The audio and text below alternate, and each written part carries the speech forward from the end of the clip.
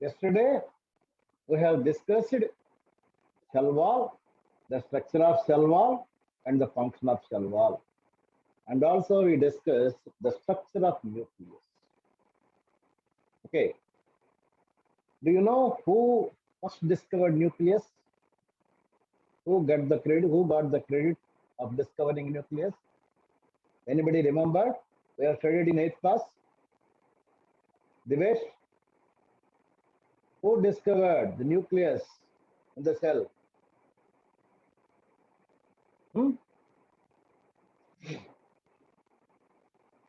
Robert Brown. Madhu.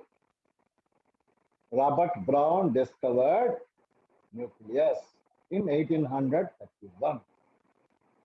After the discovery of cell by Robert Hooke in 1665, after so many years, around 150 years, the nucleus was discovered. You know that nucleus is an important organism, and it is the cell's control room because it controls the cell. This is the largest and most distinct. Okay, Sweden discovered it. Sweden described it as cytoblast because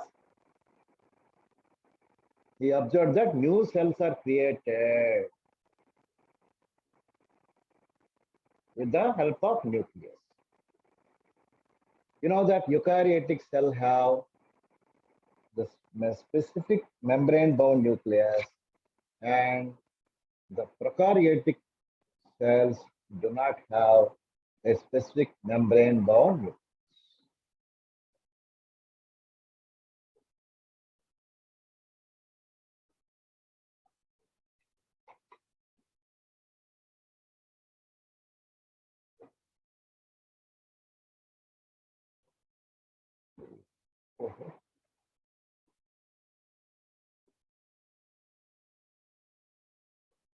Ah, the functions of nucleus.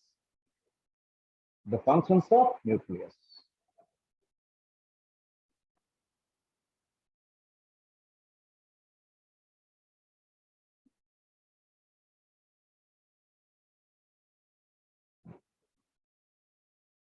As we described, that it controls all the metabolic functions of the cell.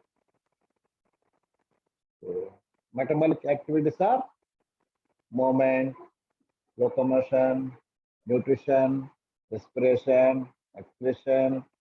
These are all metabolic activities. These are controlled by nucleus. So nucleus is the headmaster, the head of the family. Okay, it is a main organism. It controls all the metabolic functions of the cell. The nucleus helps in cell division. The cell divides into new cells. That is called cell division.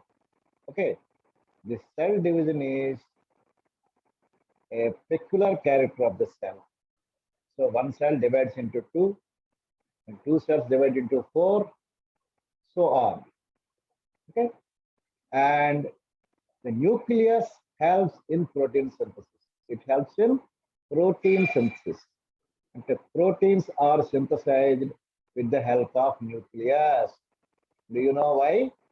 Because nucleus contains nucleolus, and this nucleolus produces ribosomes. The nucleus produces ribosomes. These ribosomes synthesize proteins. So the nucleus is responsible for the synthesis of proteins. It helps in cell cycle. Cell cycle means the cell divides continuously, but one division and the consequent division has a small gap between two divisions. And again, the cell continue to divide.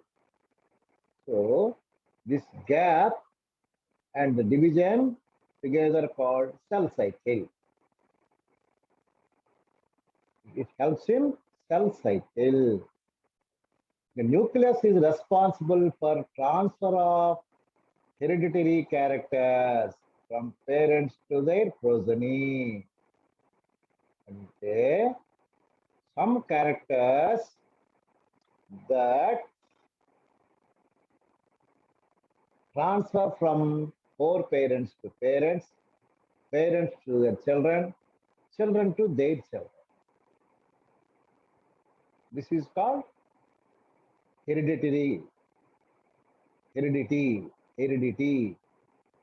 అంటే తల్లిదండ్రుల యొక్క లక్షణాలు వారి సంతానానికి సంప్రాప్తించడాన్ని అనువంశికత, heredity అంటారు. So the nucleus is considered to be the brain of the cell. The brain of the cell అంటే ఇంతకు ముందు చెప్పాను కదా, సెల్కి బ్రెయిన్. సెల్కి బ్రెయిన్ అంటది nucleus. So which is the brain of the cell? Nucleus is the brain of the cell. So once again, I discussed in Telugu also. Nucleus అంటే కేంద్రకము కణాల్లో ఉండేటటువంటి, కణాల్లో ఏర్పడేటటువంటి, కణాల్లో జరిగే అన్ని జీవక్రియల్ని నియంత్రిస్తుంది. అంటే దాని సమక్షంలోనే అన్ని చర్యలు జరుగుతాయి. ఏంటి చర్యలు అంటే కణం శ్వాసక్రియ జరుపుకుంటుంది, కణం ఆహారాన్ని గ్రహించి వాటికి కావలసిన పదార్థాన్ని శోషించుకుంటుంది, అలాగే కణాల్లో ఏర్పడినటువంటి వ్యర్థ పదార్థాలను బయటకు పంపిస్తుంది, కణాలు విభజన చెందుతాయి, కొత్త కణాలు ఏర్పడుతుంటాయి, అలాగే వంశపారంపర్య లక్షణాలు తర్వాత తరానికి అందించడం, ఇలాంటివన్నీ కూడా జీవక్రియలు. మనం మొదటి నుండి MNREGS అనే పేరుతో చెప్పుకునేవన్నీ కూడా జీవక్రియలే. MNREGS అనేది మీ అందరికి గుర్తుంటది.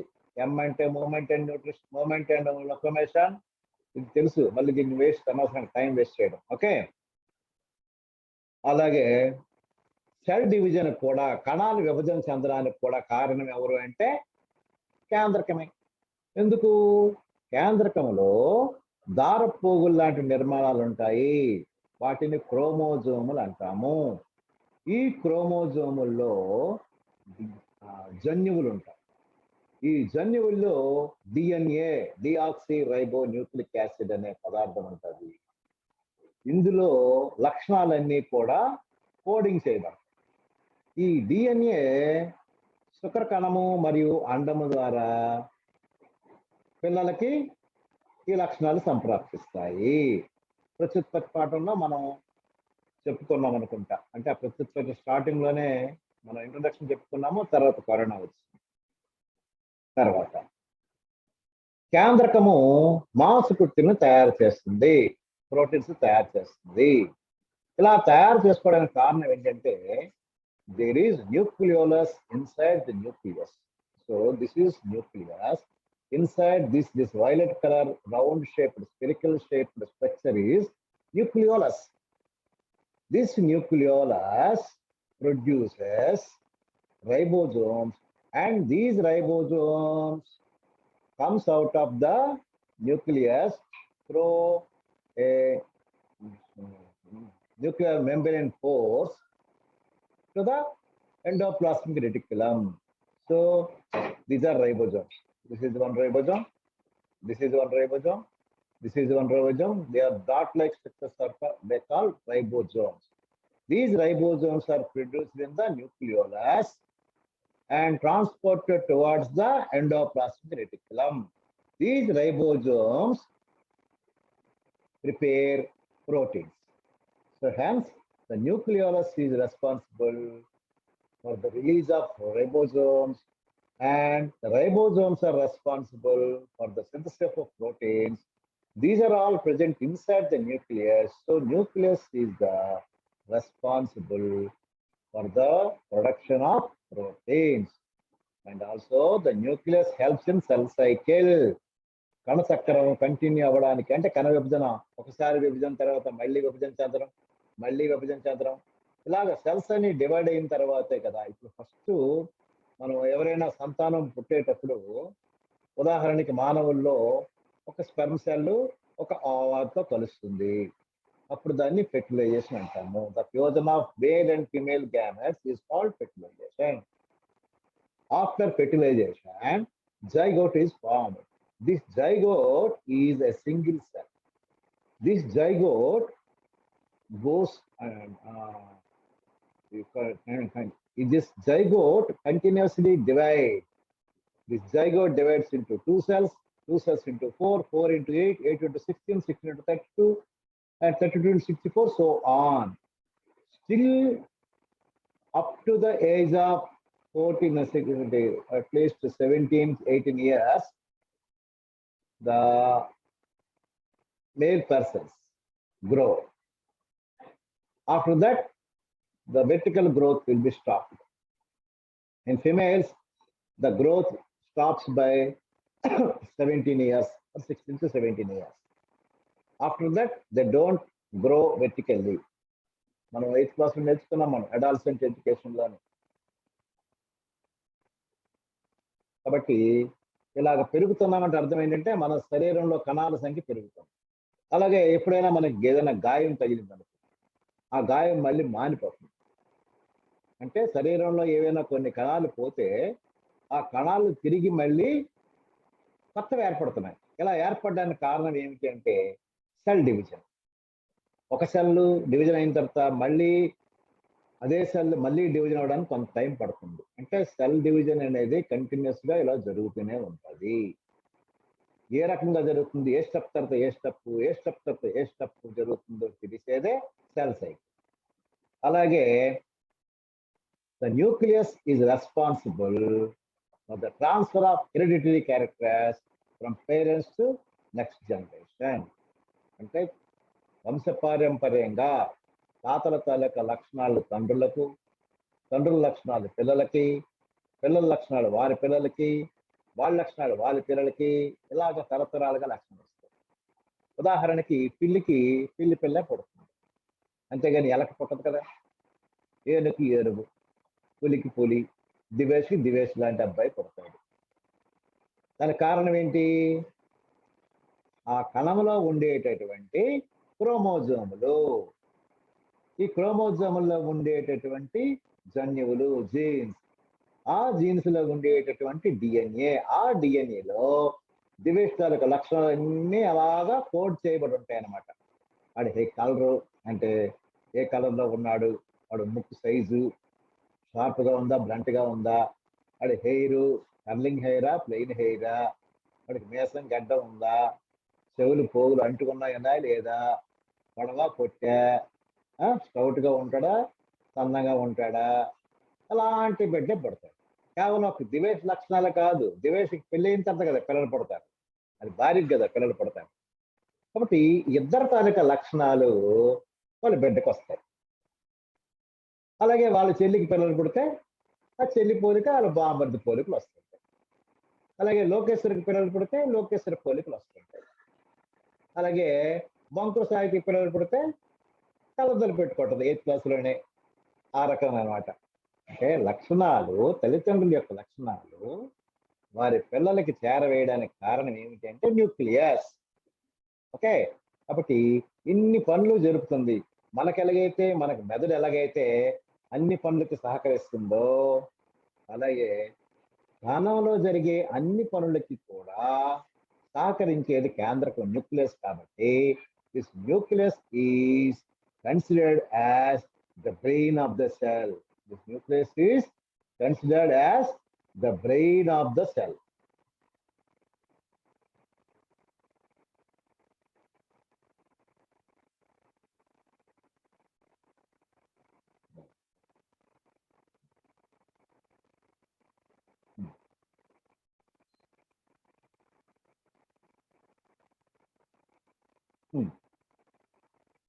అంటే ఎంతవరకు మనం ఏం చెప్పుకున్నాము? Cell wall structure, cell wall function, nucleus structure and the function of nucleus. Next plasma membrane. Plasma membrane, for example you purchased a balloon for your birthday function. You blown it. It gradually grow into big size. Finally, you stop blowing and the balloon has its shape. Okay. If anybody picks the balloon with a pin, sharp pin, what will happen? The air inside the balloon escapes and suddenly the balloon is bursted. అంటే balloon చుట్టూ ఎలాగైతే పొర ఉందో అలాగే మన కణం చుట్టూ కూడా ఒక పొర ఉంది. దాన్నే కణ పొర, కణత్వచము లేదా సెల్ మెంబ్రేన్. దీన్నే ప్లాస్మా మెంబ్రేన్ అని అంటాం. సెల్ చుట్టూ ఉండే మెంబ్రేన్ కాబట్టి సెల్ మెంబ్రేన్ అంటాము. దీన్నే ప్లాస్మా మెంబ్రేన్ అంటాము. ఈ ప్లాస్మా మెంబ్రేన్ సెల్ మెంబ్రేన్ అని కూడా అంటాము. తెలుగులో కణత్వచము అంటాం. So this plasma membrane is a double layer membrane. This is also a double layered membrane. అంటే రెండు పొరలు ఉంటాయి దీంట్లో. So this plasma membrane is made up of phospholipids. అంటే ఫాస్ఫేట్లు, కొవ్వులు. Phospholipids. The kanathvacham, the plasma membrane or cell membrane is made up of phospholipids. This makes the membrane selectively permeable to molecules. నేను మీకు చెప్పాను పెర్మియబుల్ అంటే ఏంటో. అంటే permission, లోపలికి రావడానికి బయటికి వెళ్ళడానికి పర్మిషన్ ఇవ్వడానికి. కారణం ఏంటంటే ఇది ఫాస్ఫోలిపిడ్స్ తో తయారైంది. కాబట్టి permeability means allowing or not allowing, allowing or not allowing the permeable.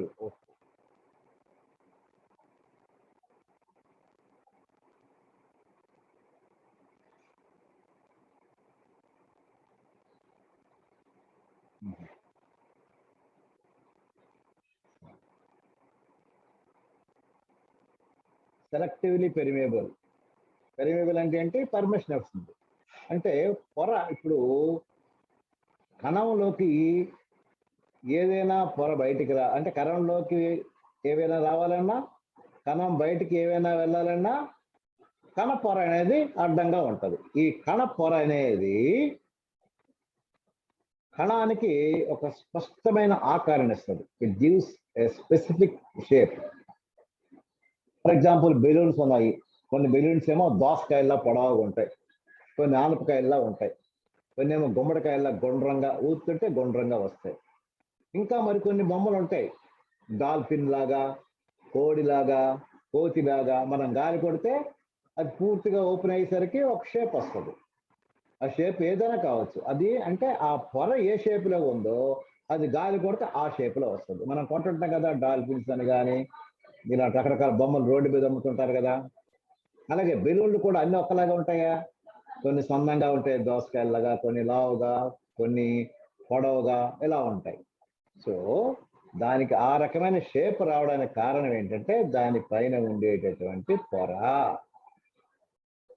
So it is a selectively permeable membrane. Selectively permeable. Selective అంటే అర్థం ఏంటి? అంటే ఒక 10 ఉన్నాయి అనుకో.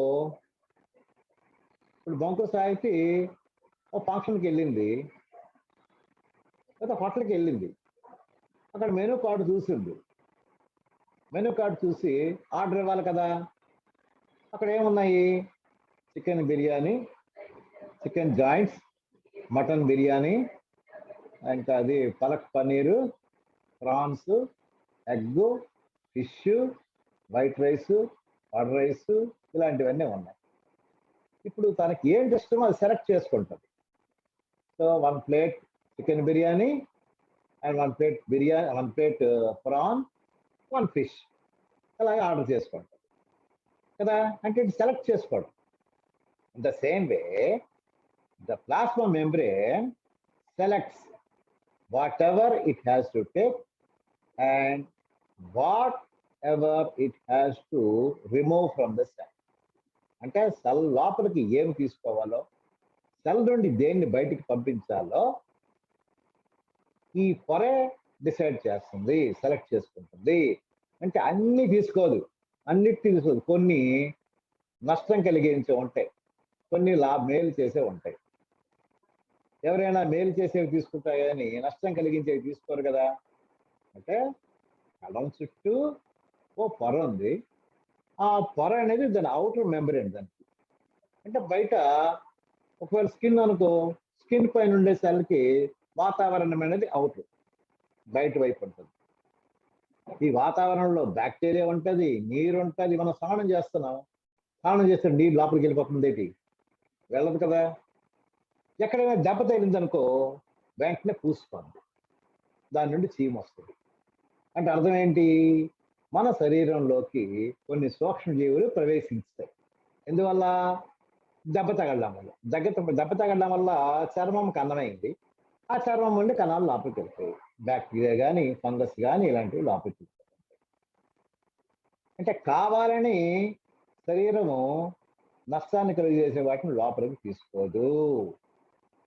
ఓకే, వాటికి ఏది అవసరమో దాన్నే లోపలికి ఎలా చేస్తుంది, ఏది అవసరం లేదో దాన్ని ఎలా చేయదు. ఉదాహరణకి కణం బతికొండాలంటే దానికి ఆహారం కావాలి, నీరు కావాలి, గాలి కావాలి, వాటిని తీసుకుంటాం. ఇప్పుడు కణం లోపల కొన్ని వ్యర్థ పదార్థాలు ఉంటాయి, ఏర్పడితే కార్బన్ డైఆక్సైడ్, నైట్రోజన్, ఇలాంటివన్నీ, యూరియా, నైట్రిక్ యాసిడ్, ఇలాంటివి యూరిక్ యాసిడ్, ఇలాంటివన్నీ కణం లోపల ఉండిపోయి అనుకో, కణానికి నష్టం జరుగుతుంది, కణం చనిపోద్ది. ఎప్పుడైతే కణం చనిపోద్దో ఆ కణజాలం అంతా చనిపోద్ది.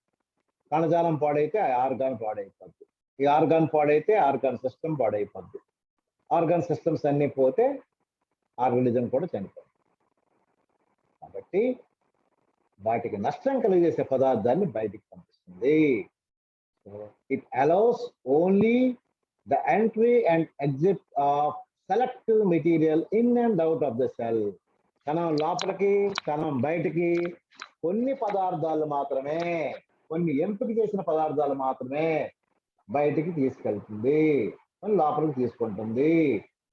కాబట్టి దీన్ని సెలెక్టివ్లీ పెర్మియబుల్ అంటాము.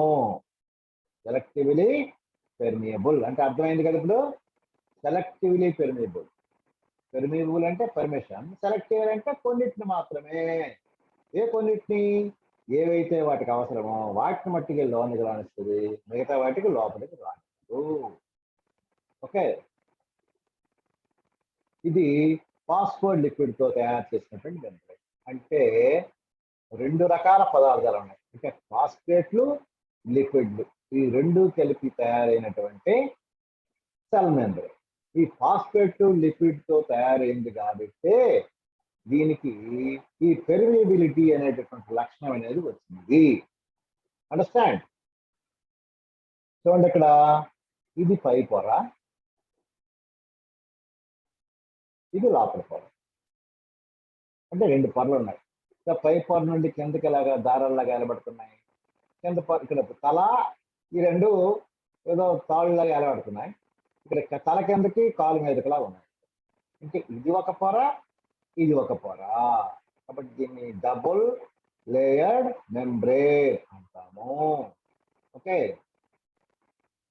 చూసారు ఇందులోని గ్లైకోప్రోటీన్, కార్బోహైడ్రేట్, గ్లైకోలిపిడ్ ఇలాగ ఉన్నాయి, కొలెస్ట్రాల్ ఇలాంటివన్నీ ఉన్నాయి. Okay, peripheral protein, integral protein ఇలాంటి పదార్థాలు ఉన్నాయి. ఇవన్నీ కూడా phospholipids. Next, the plasma membrane taluka function ఏమిటి? ఆల్రెడీ చెప్పుకున్నాం, plasma membrane it is a selectively permeable membrane. వాటికి కావలసిన పదార్థాలను లోపలికి తీసుకుంటుంది, అవసరం లేని పదార్థాన్ని బయటకు పంపుతుంది. అలాగే ఇది కణానికి స్పష్టమైనటువంటి ఆకారాన్ని ఇస్తుంది. ఓకే, ఇది కణానికి బౌండరీ కాబట్టి కొన్ని హానికరమైన సూక్ష్మజీవుల్ని లోనికి రానివ్వకుండా ప్రొటెక్ట్ చేస్తుంది. So The plasma membrane is also a vital component. Vital component అంటే చాలా ఇంపార్టెంట్ అయినటువంటి భాగము అని అర్థం.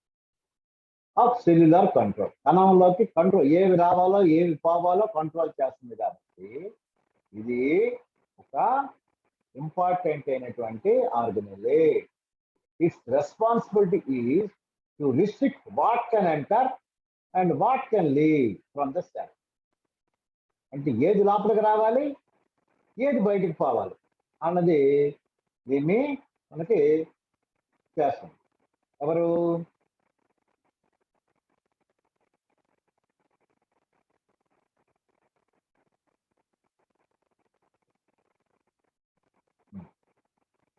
అంటే రిస్ట్రిక్ట్ చేస్తుంది. ఏంటి ఎంటర్ అవ్వాలో, ఏవి బయటికి పోవాలో ఏం చేస్తుంది? ఇది రిస్ట్రిక్ట్స్, కంట్రోల్ చేస్తుంది. So it is of cellular control. సెల్లోకి ఏటి రావాలో ఏటి పోవాలో కంట్రోల్ చేస్తుంది. ఇది దాని కనుక మెయిన్ ఫంక్షన్. నెక్స్ట్ దీని గురించి మళ్ళీ చెప్పుకుందాము.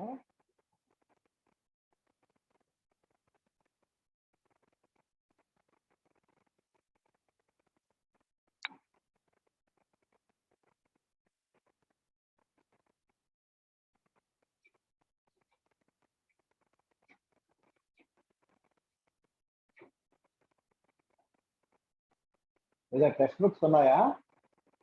టెక్స్ట్ బుక్స్ ఉంటే చదవండి వాటిని. 10 minutes ఉంది టైము.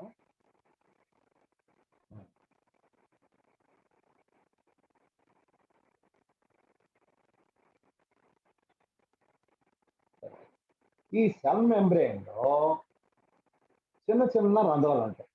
ఇక్కడ ఈ సెల్ మెంబ్రెయిన్ లో ఈ కణాల మధ్య చిన్న చిన్న, అంటే మన చర్మానికి కూడా మధ్యలో రంధ్రాలు ఉంటాయి కదా, అలాగే ఈ పొరలో ఈ మెంబ్రెయిన్ పైన చిన్న చిన్న చిన్న చిన్న రంధ్రాలు ఉంటాయి.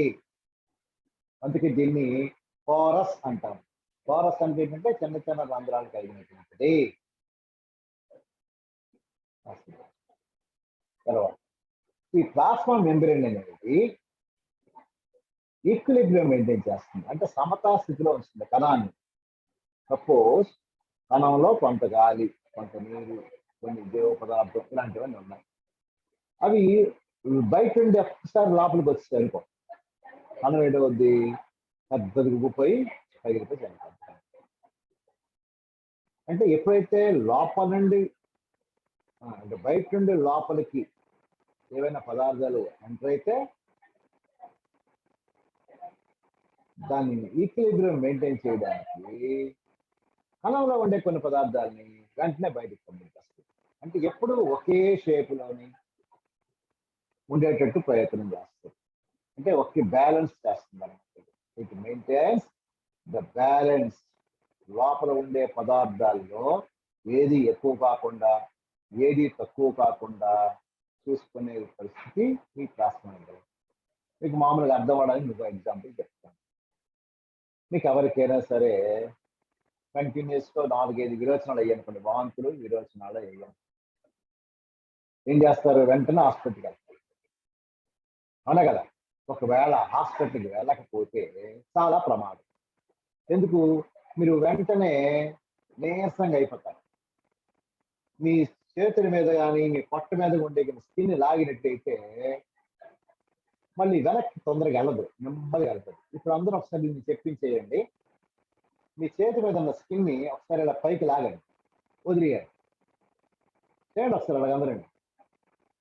మీ చేతి మీద ఉండేటటువంటి చర్మాన్ని 2 బట్టలు ఏంటని దీంతో ఈ రకంగా ఇలాగా లాగండి, ఇలా లాగండి, వదిలేయండి. మళ్ళీ వెనక్కి వెళ్ళిపోయింది లేదా? వెనక్కి వెళ్ళిపోతుంది అలా. అదే మీ శరీరంలో కానీ నీరు తగ్గిపోతే, లవణాలు తగ్గిపోతే, అంటే వాంతులు విరోచనాలు కంటిన్యూగా 5-6 వాంతులు విరోచనాలు అయితే అప్పుడు మీరు చర్మాన్ని ఇలా లాగితే వెనక్కి స్పీడ్కి వెళ్ళదు, నెమ్మదిగా వెళ్తుంది. అంటే అర్థం ఏంటి? కణంలో ఉండవలసిన పదార్థాలు వాటి కనుక సాంద్రత తగ్గిపోయింది. ఓకే. కొన్నిసార్లు ఏమవుద్ది, మీకు ఒకసారి ముఖం అంతా గుప్పారు, కాళ్ళు చేతులు అన్ని గుప్పారు. ముఖ్యంగా కిడ్నీ ఫంక్షన్ సరిగ్గా పనిచేయని వాళ్ళకి కాళ్ళు చేతులు ముఖం అంతా పొంగిపోతుంది, కడుపు పొంగిపోతుంది. ఇలా పొంగిపోయిందంటే అర్థం ఏంటి? ఆ కణాల్లో ఉండవలసిన పదార్థాల కంటే ఎక్కువ లోపలికి ప్రవేశించాయి అని అర్థం.